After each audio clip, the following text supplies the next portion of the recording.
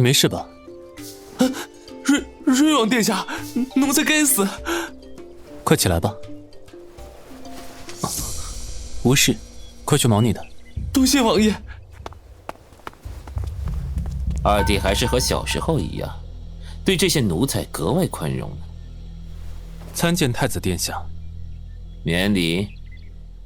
吾近日忙着给父皇分忧，也没去你府上看望你。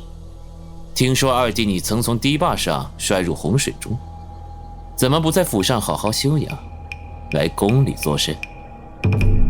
自是来探望父皇，本王已依照父皇的旨意，在家休养了几日，算算日子，也该入宫看看父皇了。父皇口谕，他身子有些乏了，暂时不见任何人。这……不过既然二弟难得入宫一趟，不如我们哥俩好好聊一聊。好吧。说起来，我们兄弟俩好久没有这样聊天了。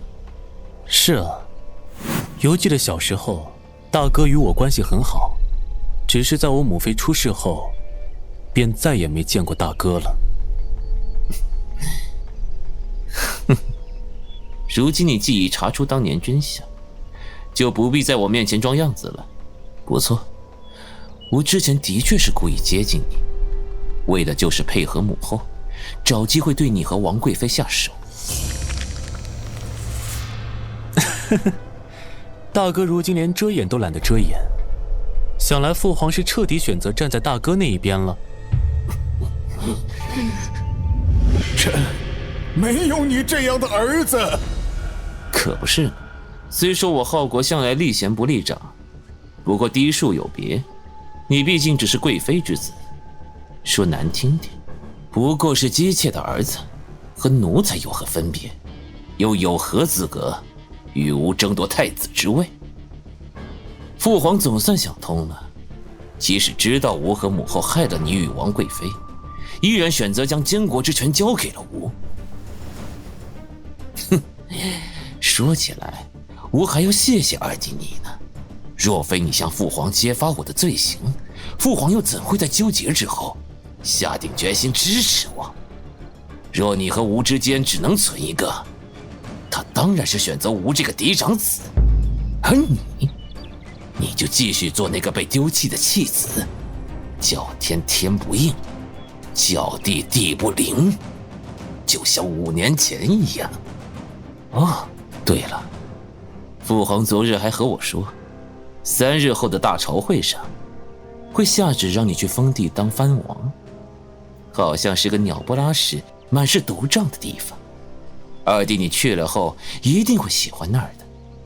我还有许多国事要处理，就不和二弟你在此浪费时间了。这太子好恶毒，说谎说的这么顺畅，要是不明真相的人，真要被他给气死了。无事，他越是装作得意，说明他越是气恼。看来父皇这次果然是凶多吉少了。我们的人传出的消息，全如苏姑娘所言，冰块、臭味全中了。什么？这……我溜进房间看了下，皇上的尸体都已经过了僵化过程，变得柔软又浮肿，说明他已经死了至少3天以上了。主人的猜测没有错。果然，正如小飞鼠所说，如今父皇已经彻底被太子所掌控。等等，小飞鼠是何物？说了700遍，我是竹鼠，不是小飞鼠。安了安了，小飞鼠多可爱呀，和竹鼠也没差嘛。宿主你就是偏心王爷。苏姑娘这是在和她的灵宠说话，说来也奇怪，这灵宠只有本王和苏姑娘能看见，其他人都看不见。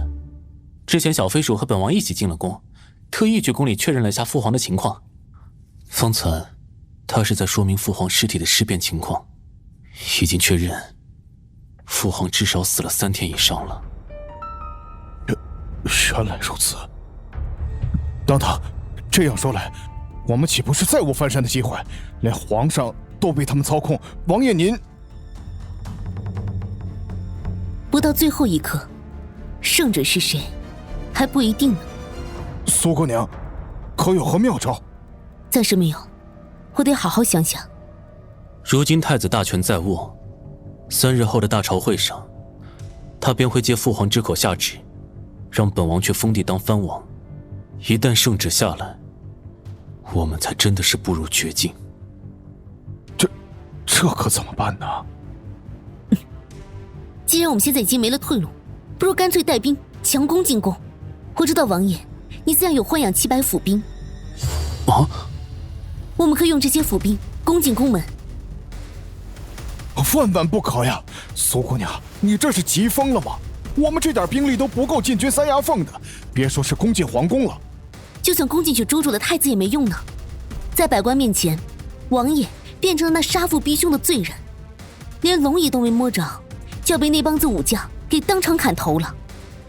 的确如此，苏姑娘此法无疑是主动送死罢了。谁说我们要捉拿太子？那苏姑娘是何意？民女的意思是，3日后的朝会上，我们可以这样。此法虽然九死一生，但也的确是唯一的办法了。只是，该如何让我们的府兵在不损一兵一卒的情况下潜入朝会大殿附近呢？这个交给本王就好。很好，既然王爷都打了包票，那我们成功的几率便又多了几分。是生是死，在此一举。3日后，就是我们的背水一战了。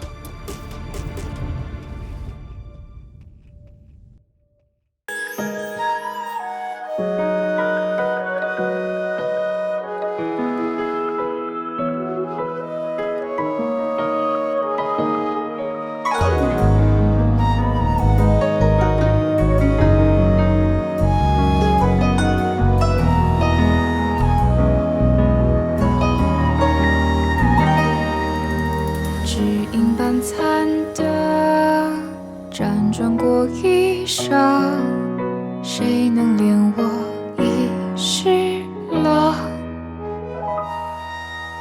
荒野里孤坟，潦草葬此生，谁渡我不甘的魂？若我在世为人，饮一杯苦涩独斟，会忍断前世缘，风雪中庆贺。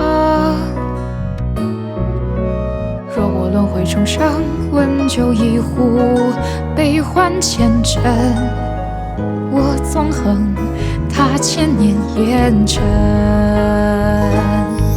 寒鸦栖空城，醉梦叹浮生，谁借我一枪赠，斩断前世缘分。老树枯藤缥缈度凡尘，三生石刻着爱恨痴缠，千里纵横，只为不负此生。轮回的缘，痴痴的等，纵是血雨腥风，我会手把9分换几度的春。谁借我一腔恨憎？